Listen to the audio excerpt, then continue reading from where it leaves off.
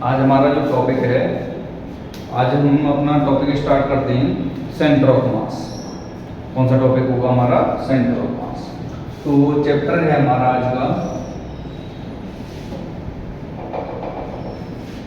Centre of मास। तो इसमें हमारे पास क्या है, बहुत सारी चीज़ें रहने वाली हैं और ये बोला जाता है कि आपके पास सेंटर ऑफ मास और रोटेशनल मोशन, ये दोनों चैप्टर हैं आपके फिजिक्स के सबसे टफेस्ट चैप्टर हैं। तो इन्हीं टफेस्ट चैप्टर को सिंपल वे में हम किस तरीके से करेंगे और हमारा क्या प्रोसीजर होगा, थोड़ा सा उनको लेकर के हम चलते हैं। तो अपना शुरू करते हैं सिंपल सी चीज़ों से लेकर के हमारे पास। तो मैंने बोला सबसे पहले सेंटर ऑफ मास क्या होता है। सेंटर ऑफ मास क्या होता है आपका? सेंटर ऑफ मास। तो आप में से कोई बताएगा सेंटर ऑफ मास क्या होता है?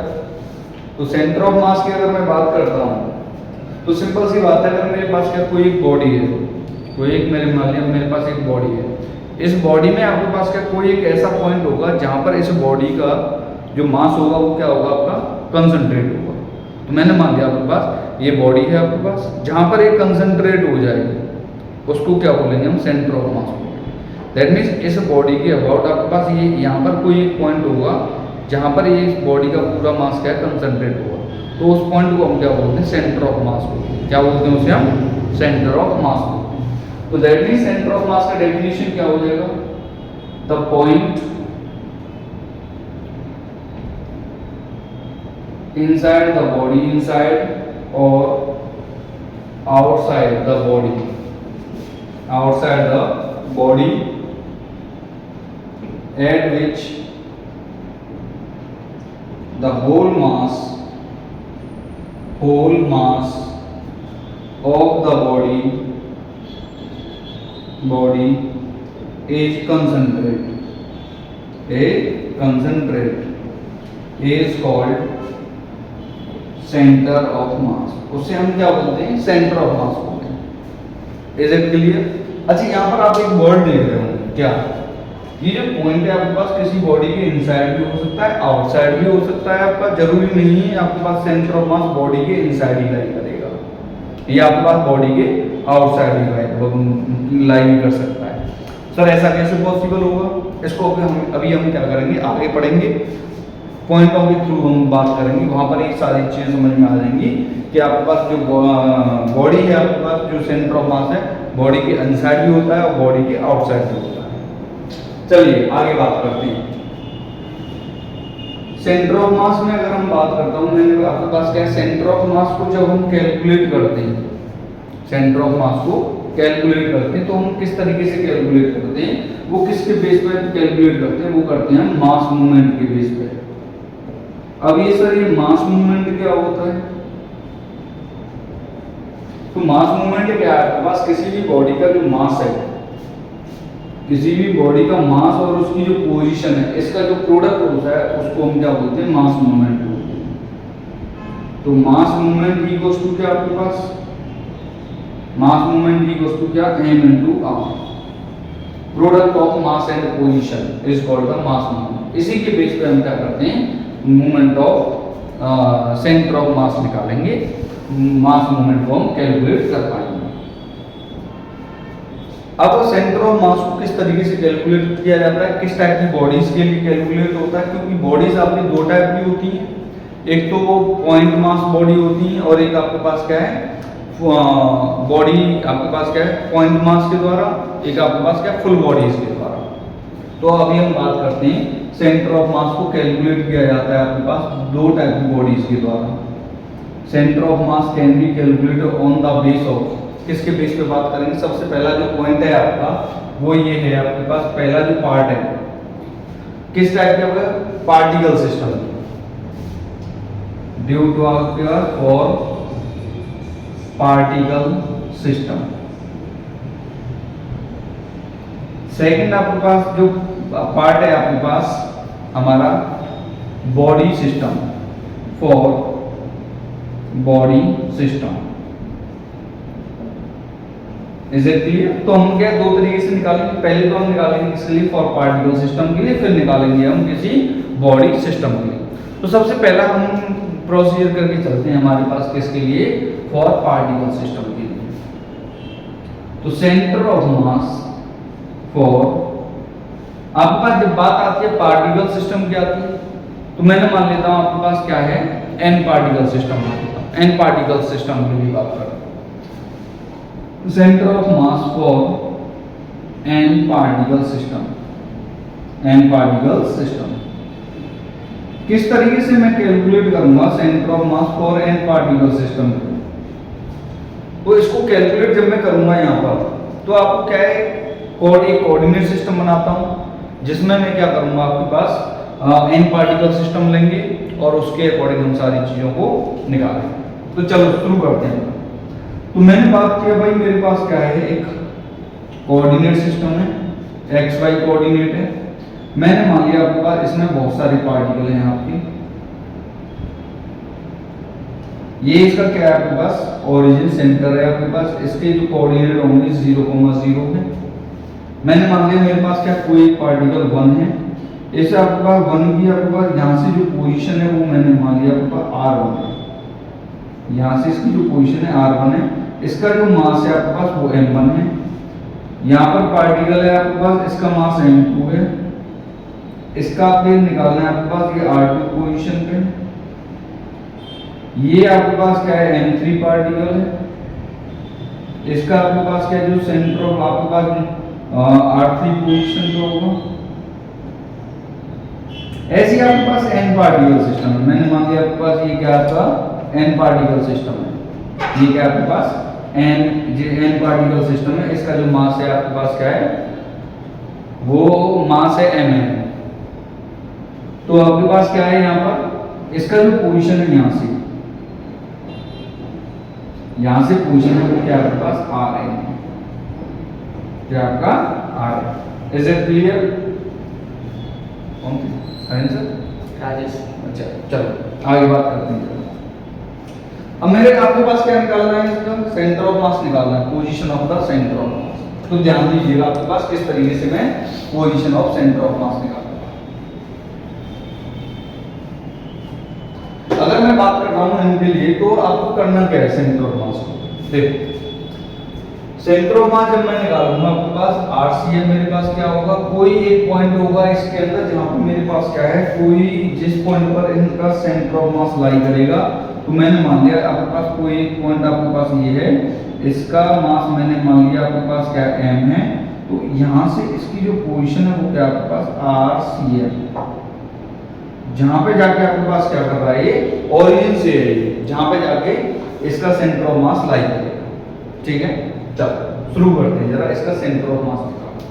तो मैंने मान लिया आपके पास ये जो RCM है, RCM की जो वैल्यू है आपके पास क्या है, मैंने मान लेता हूं आपके पास क्या है, इसका क्या निकालना है, मैं सेंटर ऑफ मास निकालना है RCM।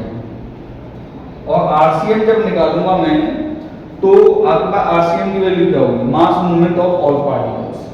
किसके टर्म में आपके पास, in the term of position. मैं निकालूंगा इसको in the term of position. तो पोजीशन के टर्म में मैं क्या करूंगा, RCM निकालना है।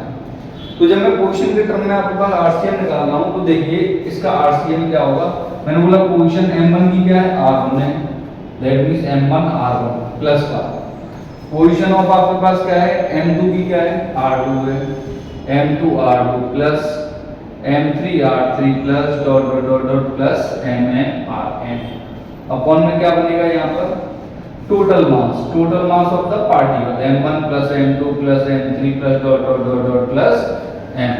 Is it clear?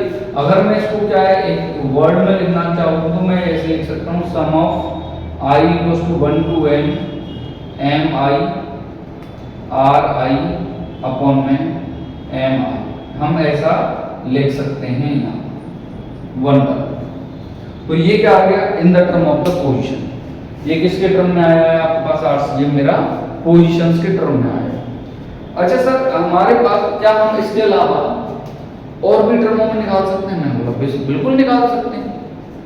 तो कौन कौन से टर्म हो सकते हैं, तो मैंने बोला आपके पास ये मास क्या है आपके पास M1 है, इसके कोऑर्डिनेट क्या हो सकते हैं, x1 y1 होगा, इसका क्या हो जाएगा x2 y2, ये 3 है तो x3y3, m2 है x2y2, mn है xny है। तो मेरे पास एक और टर्म आता है आपके पास in the term of the coordinates. तो मैंने बोला in the term of coordinates अगर मैं सेंटर ऑफ मास निकालूंगा तो in the term of coordinates, अगर मैं in the term of coordinates निकालूंगा तो कोऑर्डिनेट्स किस किस के निकल सकते हैं, x y और z। z का अगर टर्म ले लेते हो z का भी निकाल सकते थे। तो बताइए z का आपके पास सबसे पहले मैंने बोला आपसे x सेंटर ऑफ मास बताना है क्या होगा। तो जब मैं x सेंटर ऑफ मास बताऊंगा तो भाई मैं क्या लेके चलूंगा, r की जगह x कोऑर्डिनेट लेके चलेंगे। तो m1x1 plus m2x2 plus m3x3 plus dot dot dot plus mnxn। Upon में क्या आएगा यहाँ पर m1 plus m2 plus m3 plus dot dot dot dot dot plus का m। Similar y centre of मास जो होगा, y सेंटर ऑफ मास का formula क्या बनेगा, m1y1 m2y2 m3y3 plus dot dot dot plus का mnyn। अपॉन में क्या आएगा यहाँ पर m1 plus m2 plus m3 plus dot dot dot dot plus का mn। ऐसी सिमिलर z सेंटर ऑफ मास निकालेंगे तो z सेंटर ऑफ मास क्या होगा, m1z1 m2z2 m3z3 plus dot dot dot plus का mnzn। अपॉन में क्या आ जाएगा यहाँ पर ये m1 plus m2 plus m3 plus dot dot dot dot plus का mn। बोलो इतने सारे क्लियर हैं या नहीं। तो ये मेरे पास ये जो पूरे जो x y z है it is in the form of the coordinates and r की फॉर्म में आपके पास in the term of the position. पहले इतना बताइए, इतना क्लियर है। Is it clear? तो नोट करिए। चलिए अब हम आगे बात करते हैं इससे आगे। अच्छा मेरा ऐसा भी हो सकता है, बोलिए तो क्या हो सकता है सर, कि अगर मेरे सभी जो मास हैं वो अगर इक्वल हो जाए, क्या हो जाए, इक्वल। मैंने कहा बिल्कुल हो सकता है, क्यों पॉसिबल नहीं, बिल्कुल 110% है पॉसिबल। तो क्या क्या बनेगा मेरे को, मैंने बोला आपके पास एक m1 equals to m2 equals to m3 equals to mn equals to mn। अगर मेरे मास क्या है आपके पास बराबर है तो आपके पास सेंटर ऑफ मास क्या होगा, आरसीएम की बात करूंगा तो आरसीएम क्या आएगा मेरा। अब आपको पता है आरसीएम जब निकालूंगा मास मेरा सेम है, जब मास मेरा सेम है तो आपके पास क्या बनेगा यहाँ पर r1 plus r2 plus r3 plus dot dot dot plus rn। Upon में क्या आएगा, डायरेक्ट यहाँ पर n करते हैं, जितने भी पार्टिकल होंगे डिवाइड बाई n। अगर मैंने बोला इन टर्म ऑफ कोऑर्डिनेट्स बात करेंगे तो इन टर्म ऑफ कोऑर्डिनेट्स, अगर मैं कोऑर्डिनेट्स की टर्म में बात करूंगा तो क्या होगा, एक्सीएम निकालूंगा तो एक्सीएम की वैल्यू क्या होगी आपके पास, x1 plus x2 plus x3 plus dot dot dot plus का xn। अपॉन में क्या n होगा, y सेंटर ऑफ मास होगा आपके पास y1 plus y2 plus y3 plus dot dot dot dot plus का yn। अपॉन में क्या n। z centre of mass निकालूंगा तो z1 plus z2 plus z3 plus dot dot dot dot plus का zn। Upon में क्या आएगा, n आएगा। बोलो कोई दिक्कत यहाँ पर, बात समझ में आ रही है या नहीं आई, पहले इतना होता। अरे ये सब लो, ओके चलिए आगे बात करते हैं अब जरा। अच्छा इसके बेस पर क्वेश्चंस कैसे बनता है सर, वो तो बता दीजिए सर, क्वेश्चंस समझ में नहीं आया हमारे, मैंने बोला क्वेश्चन कराई कहाँ है, अभी समझ में आ जाएगा। तो चलो क्वेश्चन वो देखते हैं इसके बेस पे, एक इस तरीके से ये क्वेश्चंस बनेगा। इम्पोर्टेंट चैप्टर है आपका है, तो इसमें आप जब मेहनत करोगे क्वेश्चंस कंसेप्ट के बेस पे क्वेश्चंस को लगाते जाओगे और सारे जो कंसेप्ट हैं वो आपके पास क्या है, बिल्कुल आराम से स्टेप बाय स्टेप हम क्या करके चलेंगे। तो देखो सर, क्वेश्चन हमारे पास क्या है, किस तरीके से पूछा जाता है। क्वेश्चन पूछने से पहले मैं आपके पास क्या है एक चीज और बता दूं। क्या है, सबसे पहले आपके पास क्या है, वो पूछेगा क्या, सेंटर ऑफ मास का पोजीशन पूछेगा आपके पास, सेंटर ऑफ मास कहां पे लाई करेगा। तो किस तरीके से हम सॉल्व करेंगे आपको ये जानना है। तो देखो, जब भी बात आपके पास क्या है, सेंटर ऑफ मास जानने की बात है, तो वहां पर आपके पास करना क्या है, जो भी आपका मास मूवमेंट आएगा, क्या आएगा, जो भी मास मूवमेंट आएगा दो पार्टिकल्स का, दोनों को आपको बस इक्वल रखना है।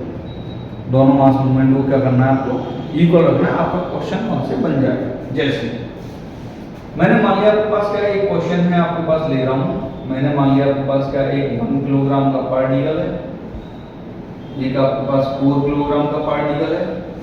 ये आपके पास यहां से मैंने मान ले रहा हूं 8 मीटर पे सिचुएटेड है, 8 मीटर पे क्या है, सिचुएटेड है। तो बताइए आपके पास सर इसका सेंटर ऑफ मास कहां पर लाई करेगा। सर मैंने बोला क्वेश्चन तो आपका सही है, आपके पास क्या है, इसका सेंटर ऑफ मास किस डिस्टेंस पर लाई करेगा। तो कैसे कर सकते हैं, तो बता सकते हैं आप मुझसे। तो आपको करना क्या है, दोनों का जो मास मूवमेंट है आपको क्या है, उसको इक्वल कर देना, आपका सेंटर ऑफ मास आ जाएगा। बोले कहां से बताएं सर, 1 किलोग्राम से बताएं, 4 किलोग्राम से बताएं। तो सबसे पहले आपसे पूछा जाता है बस कि कहीं से भी दोनों से निकालूंगा।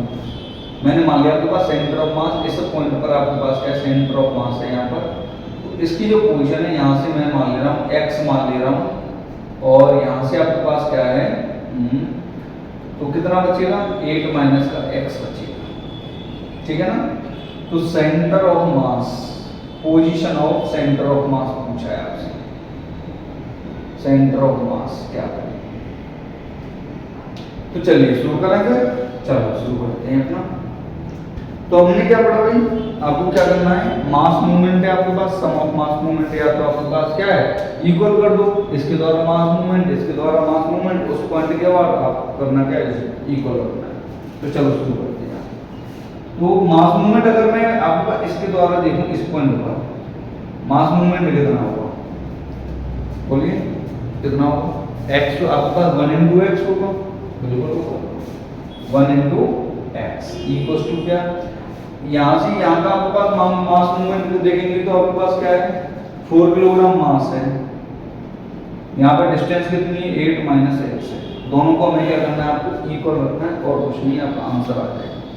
देखिए अब हम क्या करेंगे, यहाँ पे x बचा, यहाँ पर क्या 32 माइनस का 4x, इस x को इधर लेके आएंगे, 5x इक्वल्स टू कितना आपके पास 32, तो x की वैल्यू क्या आएगी 32/5। दैट मींस हम ये बोल सकते हैं आपके कि जो x है फिर 5 का डिवाइड देंगे तो 6.4 मीटर।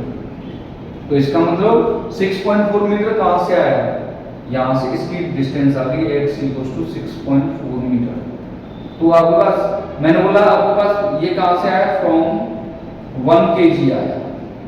अगर मैं बात करता हूं फ्रॉम 4 kg, इसकी वैल्यू क्या होगी, 8 माइनस 6.4 करेंगे तो 1.6 मीटर आएगा। इसका मतलब it is near to the 4 kilogram. इसका मतलब मेरे पास की कंसेप्ट क्या निकल के आता है।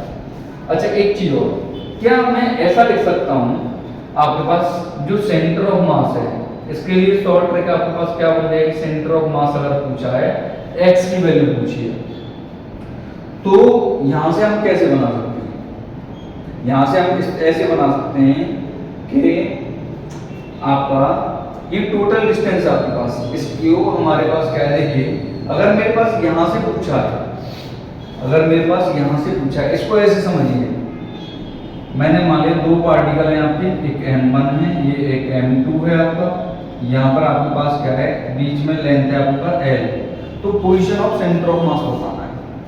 तो जब मैं पोजीशन ऑफ सेंटर ऑफ मास मैंने मान लिया यहाँ से x है, तो इस x की वैल्यू m1 से पूछा है, मैंने मान लिया कहाँ से पूछा है, ये m1 से पूछा है। तो x की जो वैल्यू होगी, इसके अपोजिट डायरेक्शन में मास कौन सा है, m1। तो क्या होगा आपके पास m1 नहीं सॉरी m2 अपॉन में क्या टोटल मास क्या है m1 plus m2 multiply by total length x centre of मास आएगा फ्रॉम m1 आएगा। कहां से आएगा? From m1।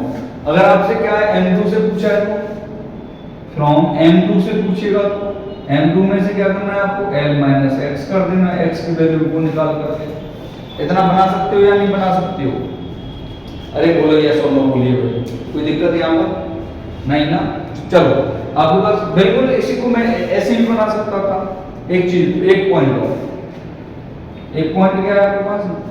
अगर मेरे पास क्या टू पार्टिकल सिस्टम है, क्या है आपका कोई आपके पास टू पार्टिकल सिस्टम है और उसमें आपके पास क्या है डिफरेंट मासेस हैं और पूछे आपके पास क्या सेंटर ऑफ मास कहां पर आपके पास क्या है किसके नियर अबाउट लाई करेगा, तो एक बात याद रखना, फॉर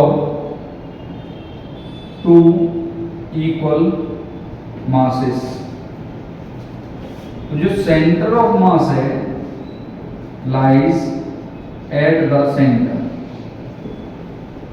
सेंटर ऑफ लाइन तो वो कहां पे लाई करेगा आपके पास सेंटर पे लाई करता है। Second point, for two unequal masses center of mass shifted toward heavier body। इस क्वेश्चन से भी पता चल रहा होगा 4 किलोमीटर से कितनी दूरी पे आपके पास 1.6 मीटर की दूरी पे, यहां से 1.6 मीटर की दूरी पे, यहां से आपके पास क्या है तो 6 पॉइंट नहीं आपके पास 1.6 की डिस्टेंस पे, यहां से 6.4 है। Is it clear? इसका मतलब है यहाँ मेरे पास ये बॉडी है, इस बॉडी का सेंटर ऑफ मास कहीं पे होगा, मैंने मान लिया यहाँ पर सेंटर ऑफ मास है। अब मैंने यहाँ पे ये इस मास को और ऐड कर दिया तो सेंटर ऑफ मास मेरा किधर शिफ्ट हो जाएगा? इधर। क्या यहीं पर बना रहेगा? बोले तो नहीं, तो इसका मतलब ये देखो नीचे गिर रहा है, छोड़ूंगा तो नीचे गिर रहा है, इसका मतलब सेंटर ऑफ मास शिफ्ट हो गया इसके राइट साइड में हैवियर पार्टिकल, और आप देखेंगे सेंटर ऑफ मास तो क्या हो गया बैलेंस हो गया। Is it clear?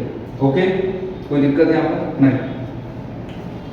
तो चलिए अब हम थोड़ा सा क्वेश्चन को थोड़ा सा एक्सप्लेन करते हैं हल्का सा। क्वेश्चन क्या है मेरे पास? क्वेश्चन मेरे पास कह रहा है आपका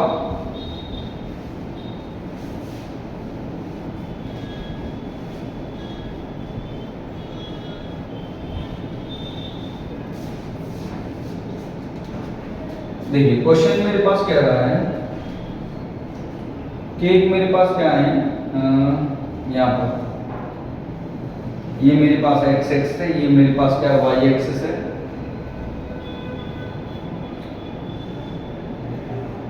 ये एक्स एक्स है, ये मेरे पास क्या वाई एक्सिस है। यहाँ पर एक पार्टिकल मेरे पास यहाँ पर है 1 किलोग्राम का, 2 किलोग्राम का यहाँ पर है, और आपके पास क्या है 3 किलोग्राम का यहाँ पर है, और इनके बीच का जो डिस्टेंस है वो 1 मीटर है। कितना है? 1 मीटर। तो पूछा क्या आपके पास के कोऑर्डिनेट ऑफ सेंटर ऑफ मास, क्या पूछा आपसे? कोऑर्डिनेट्स ऑफ सेंटर ऑफ मास पूछा है। कोऑर्डिनेट्स ऑफ सेंटर ऑफ मास क्या होगा? तो कैसे निकालेंगे? आपके पास एक्स वाई कोऑर्डिनेट बताने क्या होगा, तो बता सकता है अपने से? अगर मैं एक्स वाई कोऑर्डिनेट्स की बात करूंगा तो सबसे पहले हमारा काम क्या है? हमारा काम ये है कि यहाँ पर सब जितने भी पार्टिकल्स हैं उन सब पार्टिकल्स का क्या होगा? सेंटर ऑफ मास बताइए। उन सब पार्टिकल्स का आपके पास क्या है, क्या करना है? पोजीशन और आपके पास मास। मैंने बोला आपके पास 1 किलोग्राम, 1 किलोग्राम के आपके पास एक बात बताइए, जो कोऑर्डिनेट्स होंगे वो क्या होंगे? सर वो तो ओरिजिन पे है, और ओरिजिन का कोऑर्डिनेट क्या है? 0,0। मैंने बोला 2 किलोग्राम का कोऑर्डिनेट क्या है? अच्छा 1 मीटर डिस्टेंस पे है ना ये? अरे यस और नो? यस। 1 मीटर पे x के कोऑर्डिनेट हो गया आपका 1, y का कोऑर्डिनेट 0। अच्छा आपके पास क्या है? 3 किलोग्राम के कोऑर्डिनेट क्या होंगे? तो 3 किलोग्राम के कैसे निकालें? तो मैंने बोला एक बात बताइए, अगर मैं 3 किलोग्राम को देखूं तो यहाँ से अच्छा ये आपके पास सबसे पहले, क्योंकि ये इक्विलेटरल ट्रायंगल बना रहा होगा, क्योंकि साइड क्या है इसकी, साइड इक्वल है, एंगल आपका सेम बनेगा 60 डिग्री, इक्विलेटरल ट्रायंगल बनेगा। तो कोऑर्डिनेट अगर मैं देखूं यहां से, इसका अगर एक्स एक्सिस में जाएगा, एक्स एक्सिस इसका जाएगा, आपको पता है 1 आपके पास 1 मीटर ही है, तो 1 मीटर का इस डायरेक्शन में कौन सा कंपोनेंट आएगा, cos जाएगा, cos 1 cos 60 डिग्री। वर्टिकल में कौन सा पहुंचेगा इस डायरेक्शन में, यहां तक का, इसका मतलब इसके कोऑर्डिनेट हो गए आपके पास 1 cos 60 1 sin 60, हो गया कल खत्म कहानी मेरी, 1 sin 60। तो मैंने बोला इसका सेंटर ऑफ मास बताना है भाई, सेंटर ऑफ मास निकालो। तो जब मैं बात सेंटर ऑफ मास की बात करूंगा, आपके पास एक्स सेंटर ऑफ मास क्या होगा, एक्स सेंटर ऑफ मास में क्या आपके पास पूछा गया है, तो m1x1 plus m2x2 plus m3x3 upon में क्या m1 plus m2 plus m3। तो चलो भाई शुरू करें अपना इसको सॉल्यूशन करना। अगर मैं यहां पर देखूं तो m1 की वैल्यू 1, xcm निकाल रहा हूं, m1 की वैल्यू 1, कोऑर्डिनेट 0, m2 की वैल्यू 2, कोऑर्डिनेट 1, m3 की वैल्यू 3, कोऑर्डिनेट 1 cos 60, और 1 cos 60 की वैल्यू कितनी होती है, 1/2 होती है, डिवाइड में 1 + 2 + 3 टोटल मास। तो ये आपके पास 2 + 3/2 1.5 अपॉन में क्या 6, तो आपके पास क्या बनेगा, आपके पास 3.5/6 बनेगा। इसको हम पॉइंट हटाया, 10 आया, 5 से 2 बार, 5 से 7 बार, इसका मतलब 7/12 पे क्या है आपके पास एक्स सेंटर ऑफ मास, 7/12 पर क्या आएगा आपका एक्स सेंटर ऑफ मास। मैंने बोला वाई सेंटर ऑफ मास निकाले, तो वाई सेंटर ऑफ मास के लिए हमें क्या है, same condition, y centre of mass की m1y1 plus m2y2 plus m3y3 upon में क्या m1 plus m2 plus m3। तो m1y1 की वैल्यू क्या है भाई, m1 1 0 2 into 0 3 into L sin 60, sin 60 की वैल्यू कितनी होगी है भाई, 1√3/2 अपॉन में क्या 6। तो आपके पास क्या बनेगा 3√3/12, 3√3/12 बनेगा आपके पास Y centre of mass. Is it clear और नॉट क्लियर, समझ में आई कहानी, इस तरीके से हमें क्या आपका ये क्वेश्चन करना है, कोई दिक्कत यहाँ पर पहले इतना होगा। तो ये हमारे पास क्या मेथड होता है, आपके पास क्या है डिस्क्रीट पार्टिकल सिस्टम्स का, आपके पास क्या है कि सेंटर ऑफ मास कैसे निकालें। टाइम क्या होगा देखिए 7:30। तो चलिए आगे बात करते हैं जरा इसमें। और हमारे पास और भी हमारे पास क्या है क्वेश्चंस आ सकते हैं, मैंने कहा बिल्कुल बहुत सारे टाइप के क्वेश्चन मिल सकते हैं। ये तो मेरे पास किसके बेस पे हुए आपके, on the basis of positions की बेस पे हुए, आपके पास सॉरी सेंटर ऑफ मासेस की बेस पे इन the term of the coordinates, किसके टर्म में हुए आपके पास कोऑर्डिनेट्स की टर्म में। अच्छा इसके अलावा मैंने बोला भाई अब और भी हम निकाल सकते हैं सेंटर ऑफ मास, अगर हमें निकालना हो तो 2 मेथड मेरे क्लियर हुए, और भी करना चाहो तो कर सकते हैं अपन लोग। अच्छा कोऑर्डिनेट्स आपके पास IJP की फॉर्म में भी लिख सकते हैं क्या, मैंने बोला हाँ उसके फॉर्म में भी हम बना सकते हैं। तो सर बता दो कैसे बनाएंगे उसका सेंटर ऑफ मास, तो ध्यान दो एक क्वेश्चन और लेके चलता हूँ जरा मैं। देखो क्वेश्चन आपका क्या कहता है, क्वेश्चन है आपके पास मैंने मान लिया 2 किलोग्राम का आपके पास पार्टिकल है, इसके कोऑर्डिनेट्स हैं आपके पास 1, 2, 3। 3 किलोग्राम का पार्टिकल है, इसके कोऑर्डिनेट्स हैं आपके पास 2, -1, 3। 4 पर आपके पास क्या है 1 किलोग्राम का पार्टिकल है, इसके कोऑर्डिनेट है आपके 0, 1, -2। तो बताइए आपके पास क्या है सेंटर ऑफ मास बताइए इन the term of the IJP। मैं बोला ठीक है कोई दिक्कत नहीं निकल आएगा।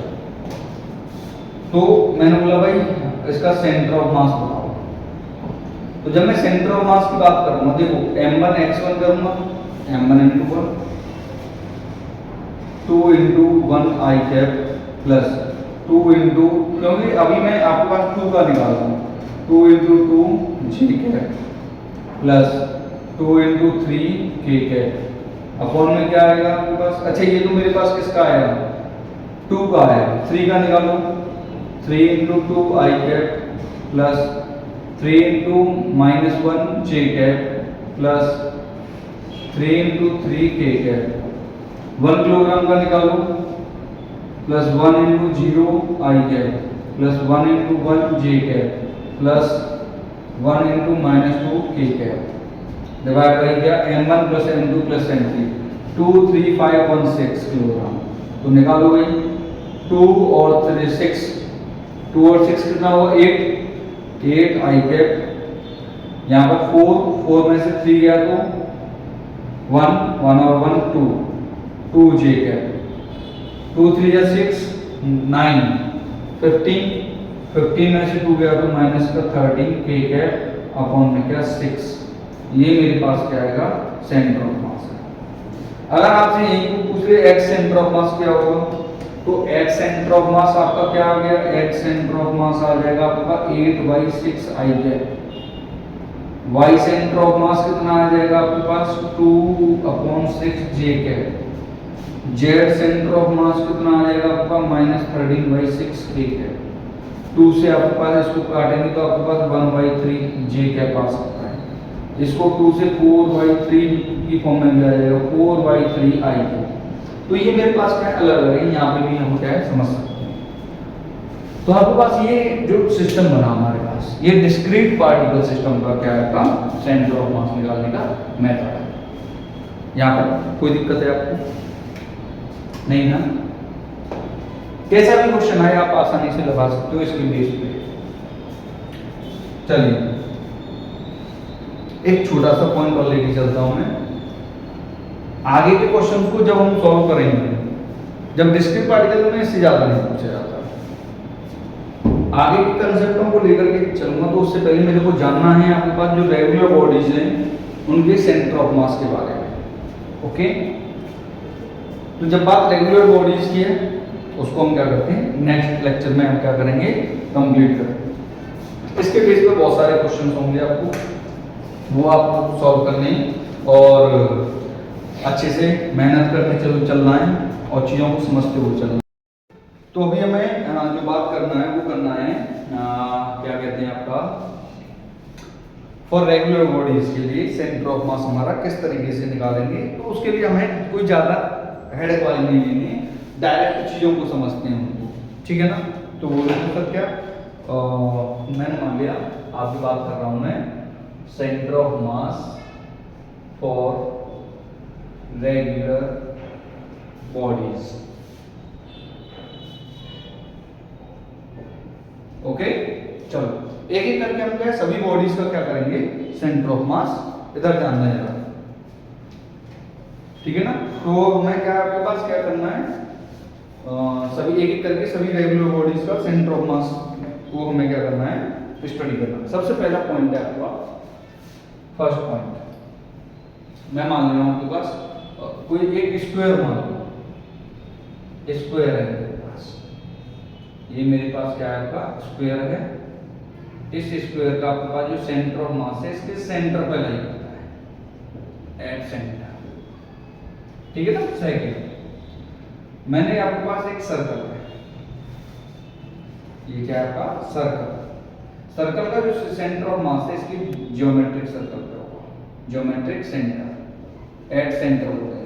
अच्छा मैंने अभी एक पॉइंट बोला था जब डेफिनेशन पढ़ रहे थे सेंटर ऑफ मास की कि सेंटर ऑफ मास कहां पे लाई करेगा, तो मैंने क्या बताया था आपके पास वो बॉडी के अंदर भी हो सकता है बॉडी के बाहर भी। तो यहाँ पे सर्कल है, सर्कल के आपके पास क्या है सेंटर पे, और सेंटर क्या कहाँ है आपके पास, अगर मेरे पास क्या बॉडी होता तो उसके इनसाइड में लाई करता, it is in the space, वो क्या होगा आपके पास स्पेस में होगा, इसलिए हमारे पास क्या हो जाएगा आपके पास ये आउटर द सर्कल हो जाएगा। थर्ड अगर मैं बात करता हूँ रिंग की, रिंग आपके पास इस तरीके से मैंने क्या मान लिया ये रिंग है आपकी, रिंग के क्या बनेगा आपके पास एट सेंटर। फोर्थ पॉइंट है आपका डिस्क का मान लें, डिस्क, तो डिस्क में आपके पास क्या होगा, ये मैंने मान लिया आपके पास क्या, ये डिस्क है। डिस्क का कहां पे होता है आपके पास, इसके एट सेंटर। आप देख रहे होंगे ज्यादातर जो बॉडीज हैं उनका जो सेंटर ऑफ मास है वो कहां पे लाई कर रहा है, सेंटर पे लाई कर रहा है। फोर्थ पॉइंट, सॉलिड या होलो स्फीयर। स्फीयर है मेरे पास, सॉलिड हो चाहे होलो हो, उसका कहां पे लाई करेगा आपके पास, एट सेंटर पे लाई करेगा। कहां पे लाई करेगा ये, एट सेंटर पे। फिफ्थ पॉइंट, सिलेंडर, सॉलिड या हॉलो सिलेंडर, हॉलो सिलेंडर।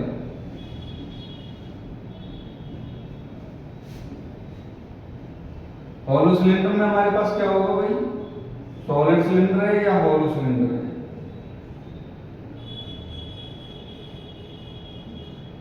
उसके आपके पास क्या है, एट जियोमेट्रिकल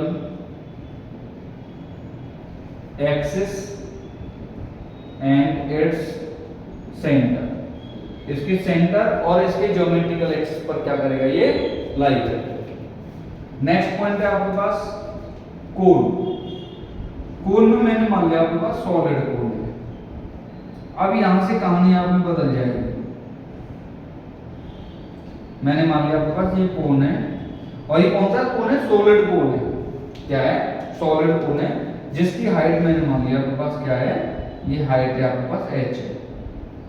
तो जब हमारे पास इसके से आपके पास नीचे वाले बेस से आपके पास जो सेंटर ऑफ मास है, यहाँ पर सेंटर ऑफ मास होगा इसका, और यहाँ से इसकी जो हाइट है वो होती है आपके पास h/4 होती है।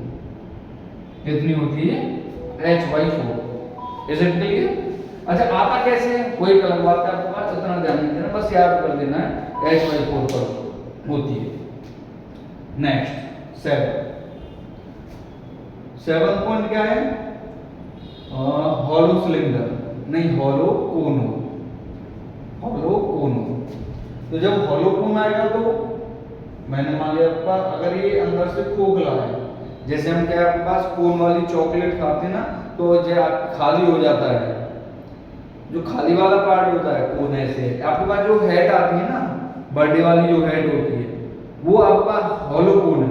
तो वहां पे आपके पास अगर इसकी हाइट h है, इसकी हाइट क्या आपके पास h है, तो कोन के आपके पास इसमें जो सेंटर ऑफ मास की जो हाइट होगी, यहाँ से इसके सेंटर से यहाँ पर जो सेंटर ऑफ मास होगा, ये जो हाइट है वो कितनी होगी आपकी, h/3 होगी फ्रॉम द बेस। कहां से होगी, फ्रॉम द बेस। और टॉप से कितना हो जाएगा, 2h/3 हो जाएगा। ये कितना हो जाएगा आपके पास, 3h/4 हो जाएगा from the top. 8th point, मेरे पास क्या है,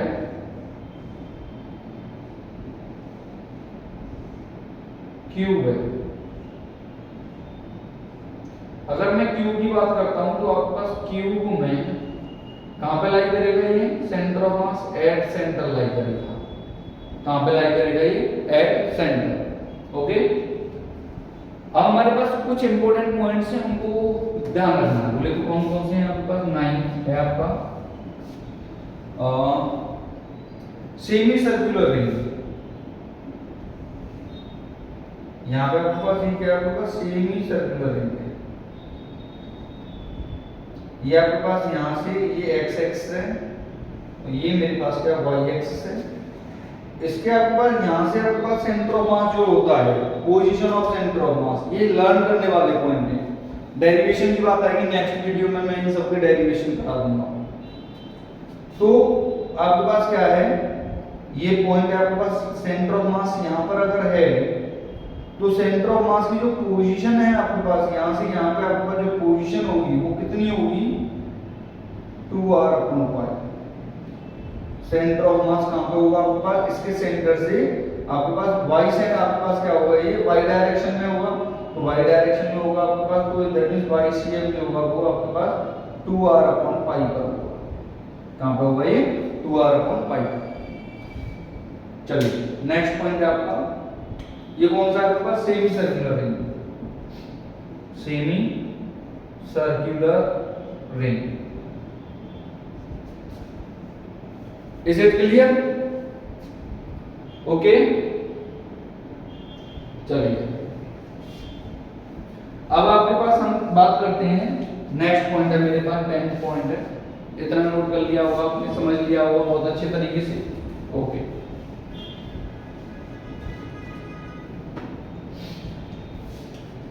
सेमी सर्कुलर डिस्क, 10th वाला पॉइंट है आपके पास, सेमी सर्कुलर डिस्क।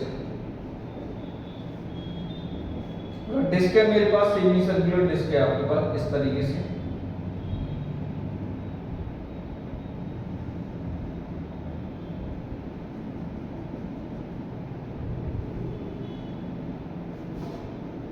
तो यहां पे आपके पास क्या है, मैंने मान लिया ये एक्स एक्सिस, ये आपके पास वाई एक्सिस है।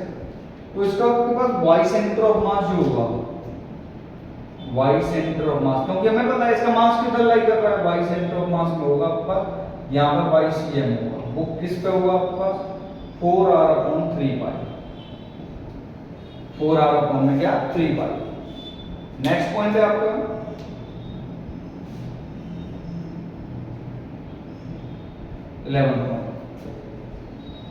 Hemy solid, hemi spherical, solid hemisphere, solid hemisphere.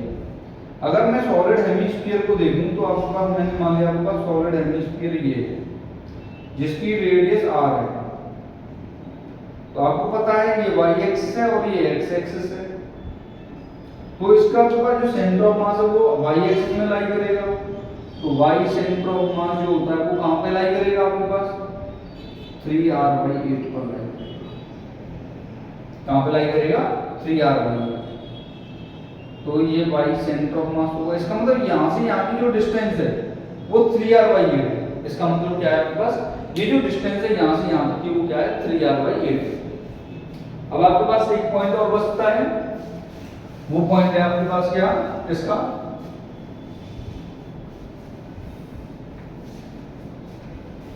Hollow sphere. Hollow sphere को और देखते हैं जरा। नेक्स्ट पॉइंट है आपके पास 12 हॉलो हेमीस्फीयर। हॉलो हेमीस्फीयर की बात करूंगा तो मैंने मान लिया आपके पास वही है, आपके पास याद रखना है यहां से आपके पास x एक्सिस, यहां से आपके पास क्या y एक्सिस। हॉलो हेमीस्फीयर है, अंदर से खोखला है, तो आपके पास यहां से आपके पास इस पॉइंट पर जो y सेंटर ऑफ मास होगा इसकी जो पोजीशन होगी वो होगी कितनी r/2। क्या होगी आपके पास r/2, ठीक है ना। ये r/2 आपको क्या है ये याद रखना है, इसका सेंटर ऑफ मास को याद रखना है, ठीक है। नेक्स्ट आपके पास 13, अगर मैं बाई चांस आपके पास ट्रायंगुलर प्लेट मिल जाती है, क्या मिल जाती है ट्रायंगुलर प्लेट, कोन नहीं है ये, क्या है आपके पास प्लेट है, ये जिसकी हाइट क्या है आपके h है, फॉर ट्रायंगुलर प्लेट।